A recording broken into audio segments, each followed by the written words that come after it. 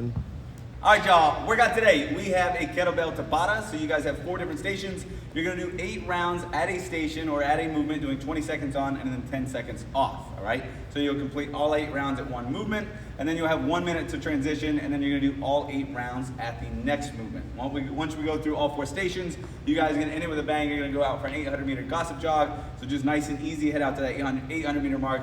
You're not running for time for anything like that. You should be able to hold a conversation at the rate that you guys are running, okay? So for your movements, a single arm lunge press. So what you guys are gonna do, we're gonna work on isolating the shoulder, but also using our core and our hip flexors. So what you guys have to do is maintain balance as you guys press it up and overhead. So you guys are gonna have to activate the core. You guys wanna make sure that you're stable through the hips, you're not all loosey-goosey. You're gonna do 20 seconds on one arm, and then for the next round, you guys are just gonna swap it over, and then we're gonna do 20 seconds for the other, all right? Just remember, opposite leg, opposite arm. So right leg's out, left foot, or left hand is doing that press, all right? Goblet pistols. So a weighted pistol squat. We're gonna show you a bunch of different progressions. So goblet style, kettlebell in one, kettlebell off the chest, and then you guys are gonna try to maintain one leg the entire time. Progression number 1 is take your weight over to a plate, or you guys can have a brick or something like that, a paver. You guys can go ahead and do it from there, all right? Now you guys can take the weight out of the equation. You can either do it from the ground if you guys have the flexibility, or from that plate if you guys do not. You have a newer progression that you guys can use. You're gonna do a reverse lunge.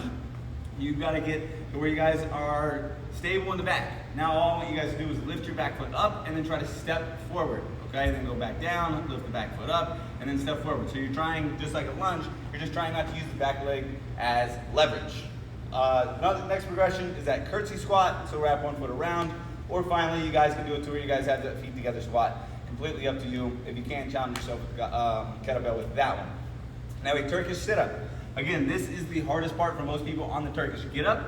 It's trying to get your shoulders off of the ground. So what you guys want to do, you almost want to kind of rock to create momentum. All we're going to do is come up onto our elbow and then back down to the ground, all right?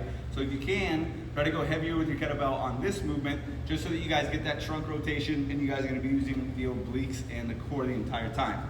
Do 20 seconds on one arm, then 20 seconds on the other. And then lastly, you guys have your single leg deadlifts. So you're gonna try to balance on one leg the entire time. You're trying to hinge forward, so notice that her back, her hips, and her foot all stay in a nice straight line the entire time, and all she's gonna do is shove her hips backwards, shove her hips forward. If you can't touch the ground, just go as low as possible, whatever your body allows you, but still try to maintain that nice flat back. All right, have fun with it, then 800-meter gossip jog, and we'll see you tomorrow.